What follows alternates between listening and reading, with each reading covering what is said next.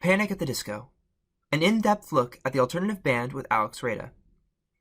A quick Google of Panic at the Disco would take you directly to a wiki page titling the band as the solo project of American musician Brendon Urie. While this is true of the band we know today, Panic hasn't always been the property of Brendon Urie alone. In its beginning stages, it was the love child of 4 childhood friends: Spencer Smith, Ryan Ross, Brent Wilson, and the last performing member, Brendon Urie. Bonding together by creating their first album, A Fever You Can't Sweat Out, while they were still in high school, they had no way of knowing that not only would they go triple platinum, but that they would be jump-started into becoming a household name among alternative pop rock fans.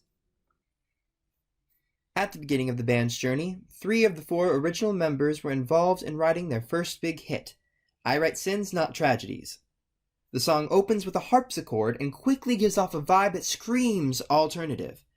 With lyrics focused on the romantic turmoil of an almost newlywed couple, the inspiration came from member Ryan Ross after his previous breakup with a high school girlfriend. His point? Things could have been worse. He could have been cheated on by his fiancée. Heavy on the use of its chorus, the song highlights Brendon Urie's impressive vocal prowess in wide range, while at the same time containing many moments of the lead singer absolutely screaming his sky-high notes. And while this band would soon become known for their expert sense of lyricism, they hadn't quite yet figured out how to end a song. So the music begins to trail off after the second long-winded belt of the word again. This didn't matter to listeners though, because the song would quickly become the band's most well-known song, securing their foothold in the music scene. And while touring this band's new album, a year after its release, they faced their first shift in their founding 4. Original member and bassist Brent Wilson was fired and became replaced with the first new member, John Walker, taking the band on their first step into becoming something new altogether. 3 years after the release of their first album, Panic at the Disco was still looking to find their voice. They found themselves influenced by the smoother feel of the 1960s rock and took notes from the musical history of bands like the Beatles, the Zombies, and the Beach Boys. This led to the release of the new, aptly named album, Pretty Odd, featuring the song 9 in the Afternoon and boldly shifting from the band's original tone. The new sound of 9 in the Afternoon featured a new use of form that began to include more pre-choruses, which would soon become a popular occurrence in the band's music. Brendon Urie had also improved drastically with his vocals as he proudly waves his voice around with exciting open vowels that pair nicely with the triumphant marching band sound of the song. And while the song was well received, it boasted nothing impressive or uniquely different in its writing or performance. Original band member Ryan Ross and recently added member John Walker became increasingly fond of this band's new sound and were upset to find that the band had intended to continue its onward change. This led to the 2 leaving the group and make their own music. Now, the only 2 remaining members were Spencer Smith and Brendon Urie, ready to take their next step into their rising popularity. Now here's where the intricacies of the band become more fun to unravel. With an album solely worked on by the 2 original members, Vice and Virtue helped bring Panic at the Disco closer to their prime, with the addition of a new bassist, Dallin Weeks. Finally using cadences and improving on their use of backing vocals, the breakout song from this album, Ballad of Mona Lisa, gives the most distinct feeling of Baroque pop that strikes a familiarity with fans of the band. With less conflicting opinions in creation of a song, bolder choices become evident in the writing of this particular song as well as throughout the album. There come star moments in each song such as a recurring theme, an interesting use of a final unstable pre-chorus into the outro, or even the particular effect 3 minutes and 12 seconds into the particular song of the backing vocals creating a sort of sonic bridge between the last word of the final chorus, frown, into the unstable final pre-chorus. Every moment has become more important and less generic as the creations in their previous albums, all thanks to the whittling down of just 2 people. There's a great build that Panic had taken to get to this point, and thank God they got there with the knowledge of how to make a cadence, finally. With the most intricate song on this list formatically comes a harsher backstory to its creation. While the band found themselves touring more and more after 8 years since they had started, original band member Spencer Smith had found himself in an intense addiction with drugs and alcohol. In an attempt to express his hurt for his friend, Brendon Urie wrote the single This Is Gospel, in an attempt to tell his fellow band member how he had felt. While Smith eventually left the band in this process, the music still remains a fan favorite in the discography of Panic at the Disco. The song comes in as our only example of cumulative form in the set that I have selected for this and is rightfully more complicated than the other songs due to its emotional tether. The main theme of the song comes through as the phrase, "This is the beat of my heart," paired with the sound of a heartbeat. Another aspect adding to the song's emotional tensity can be found in the building of the pre-chorus, leading to a vacuum of air being sucked out of the music, only to explode into the line, "If you love me, let me go," in the chorus. As haunting and as sad as it is stunning, this song became a definitive piece for the making of Brendon Urie, as it shaped the sound that came directly from him as well as what would bring him into the musical world as the last original member of Panic! At the Disco. With the departure of Spencer Smith, the weight and responsibility of Panic! At the Disco's legacy had fallen completely on Brendon Urie.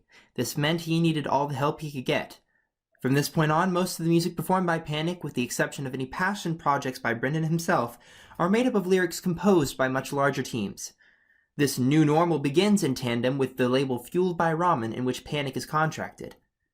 Miss Jackson, while on the same album of This Is Gospel, has a far less personal background. The need to be relevant rose for the band, and the way in which they chose to increase their relevance was by making more music relating to pop culture.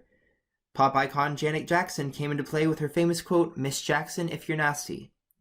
The quote helped Panic! At the Disco to capitalize on a way to show that they're up to snuff on what is cool, and furthered this with an impressive use of music writing. While still capitalizing on their favorite, the pre-chorus, Panic! Continued to place an interesting mix of backing vocals onto their sound in Miss Jackson. One notable moment of backing vocal usage comes in the infamous pop drop of the song. While creating a build with the female voice, Panic! Leads up to yet another moment in which the song seems to have the rug pulled out from under it. Knowing that they had used this vocal trope to death, something different had to occur. It comes in the spoken vocals. Just at the peak of the pop drop, 2 minutes and 45 seconds into the song, the listener would hear nothing else but the barely audible conversation that they are meant to assume comes from some instance in the studio, some spoken moment that we are not able to know what happened. This breaks up the pop drop beautifully, helped the band to have a sense of uniqueness in their song, and furthered their originality. Another score for Panic! At the Disco, and a great move by Brendon Urie. Speaking of passion projects, Death of a Bachelor, while still one of the most famous pieces to ever be sung by Panic! At the Disco, is entirely written by Brendon Urie. While in a state of realization, Brendon wanted to focus on how his old life had come to an end due to his career, and how a new one had only begun. Written entirely in his house, Brendon poured himself into every line, wanting to express an appreciation for his new life, while also bidding a bittersweet goodbye to the end of an era. This certainly comes off as the song presents a new sound for the singer. With inspirations of Sinatra and Queen, the smooth vocals unfold through each chorus and allow the listener to be serenaded. This serenade quickly develops into the classic belting that Panic! Has become known for, with the connectivity of a pre-chorus. Nothing special comes dramatically as the song progresses, and the vocals are given the ability to shine. Vocal modifications on the chorus become beautifully evident as Brendon, a now master of vocal health, glides from note to note. A complete freedom of vocal motility is present. It was a gamble for Panic! To go forward with such a unique song. However, it paid off immensely as the album, Death of a Bachelor, became Panic! At the Disco's first #1 ranking album on the Billboard 200.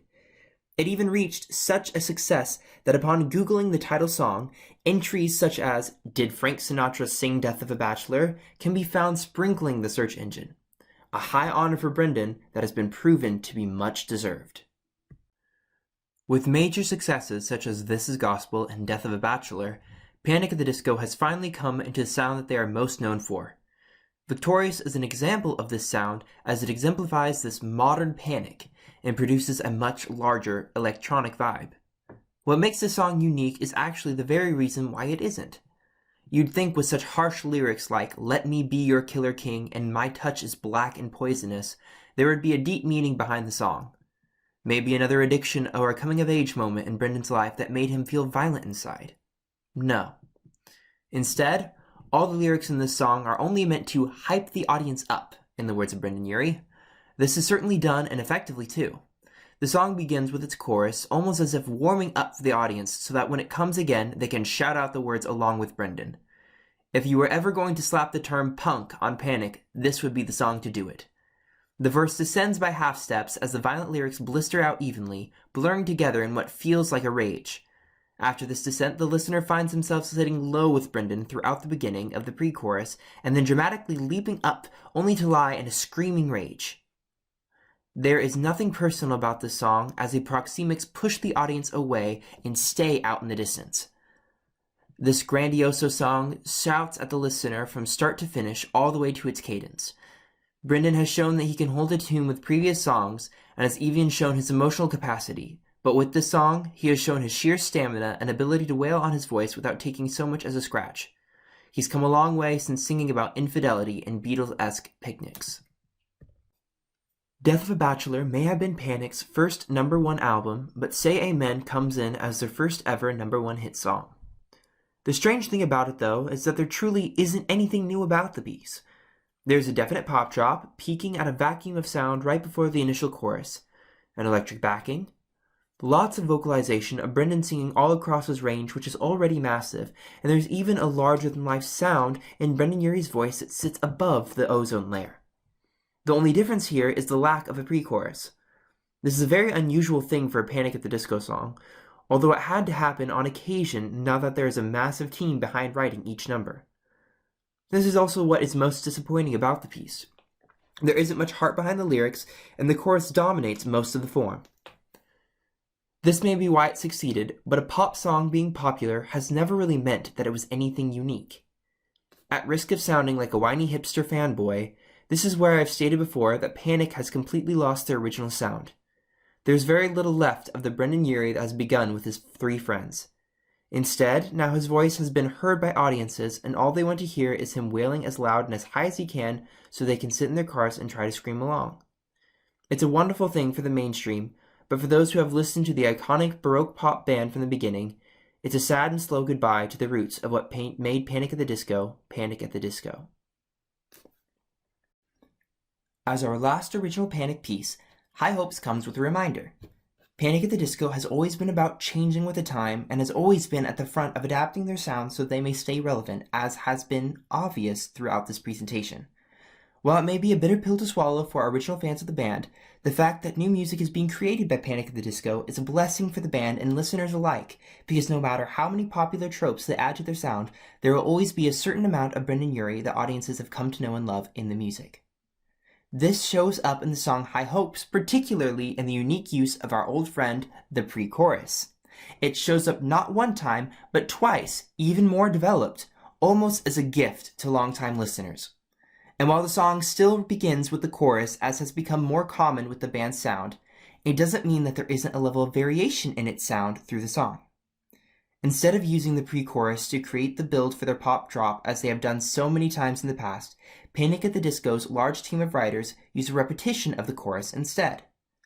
This is done effortlessly 2 minutes and 20 seconds into the song by stripping away everything but the main vocals. The second time around, they throw in a little high intensity and a definitive percussive drive. This dramatic build climaxes with the tried and true vacuum of sound, bringing the chorus home with a full orchestrated barrage of sound that carries all the way to the cadence.